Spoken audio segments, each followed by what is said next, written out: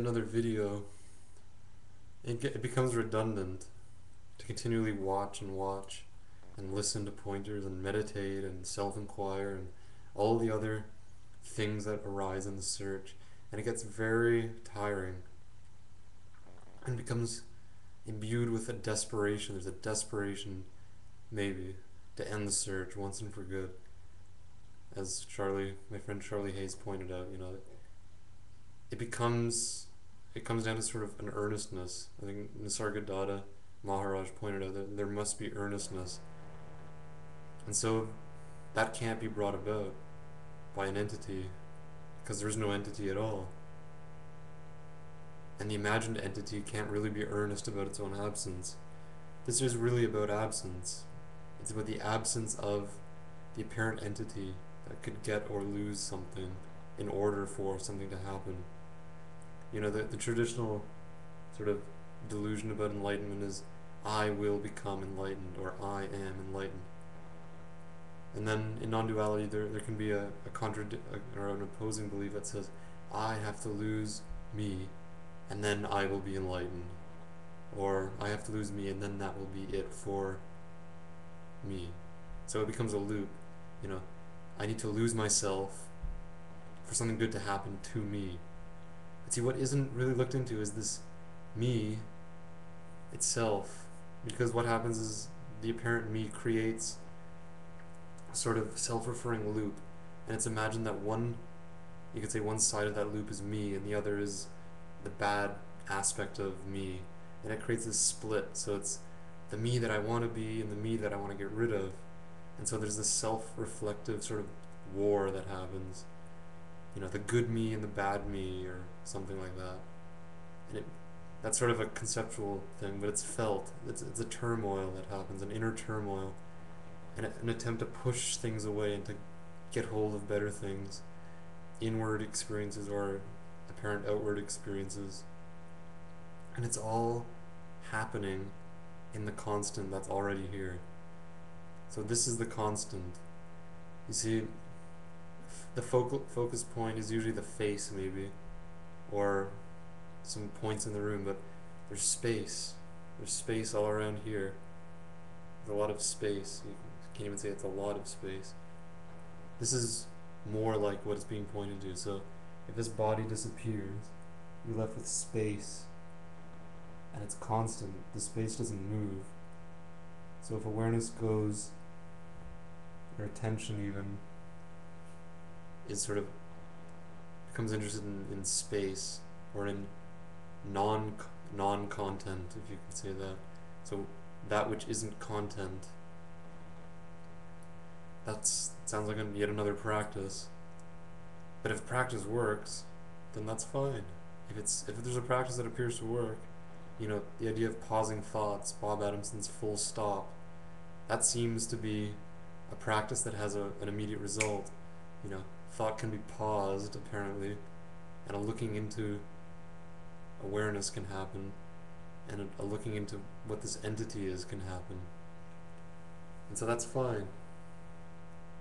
There's no point in dividing different non-dual expressions into, the traditional Advaita and the Neo-Advaita, and it can go on, and it has no relevance, because there's no self for it to have any relevance.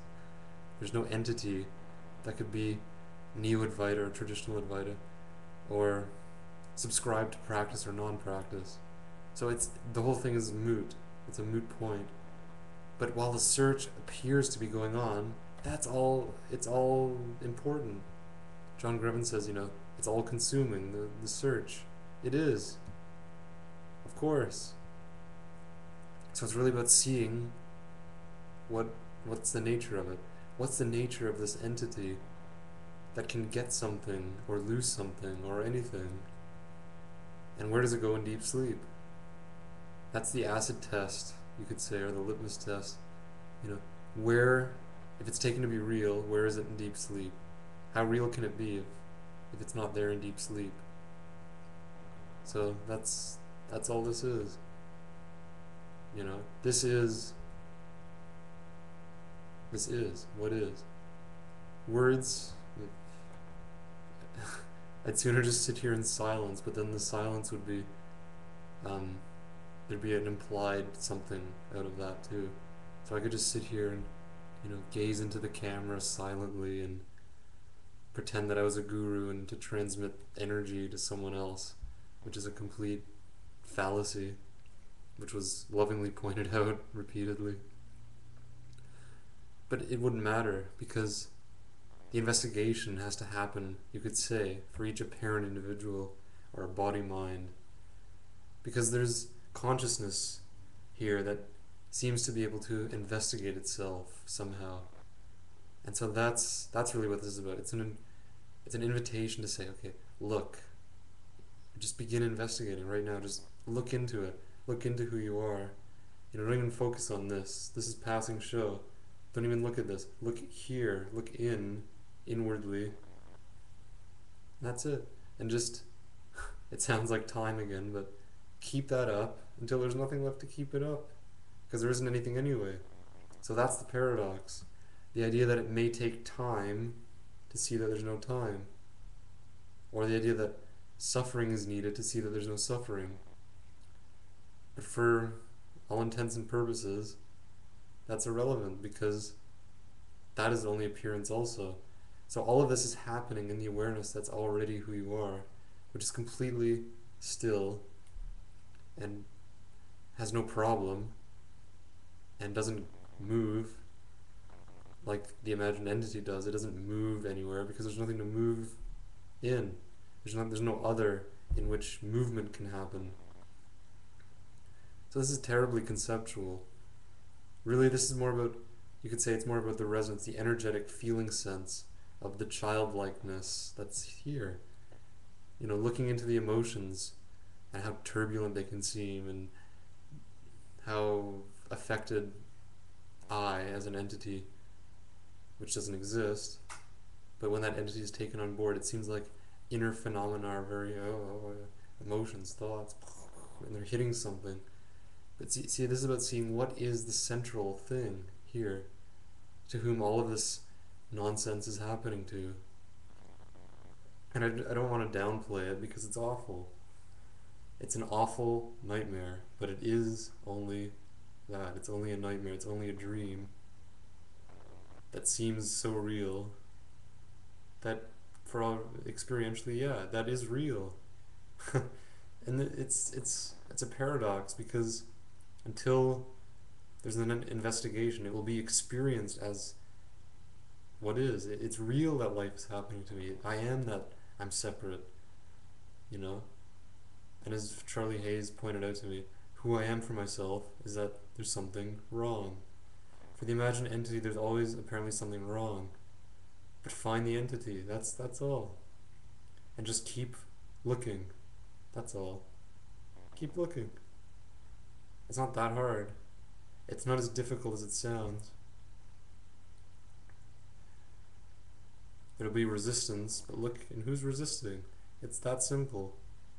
When the earnestness became strong enough, you could say here, then the search ended because the earnestness sort of overrode the mind's tendency to escape and look for something better and avoid.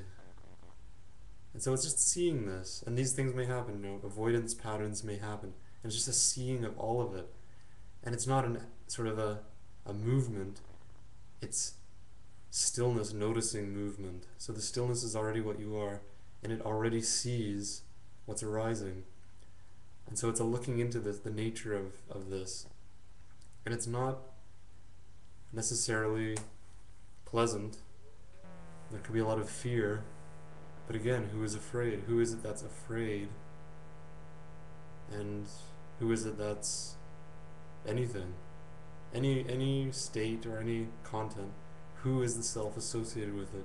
So it's a looking into this nature that we are, which is already what we are. So it renders it sort of very simple because this is already what we are.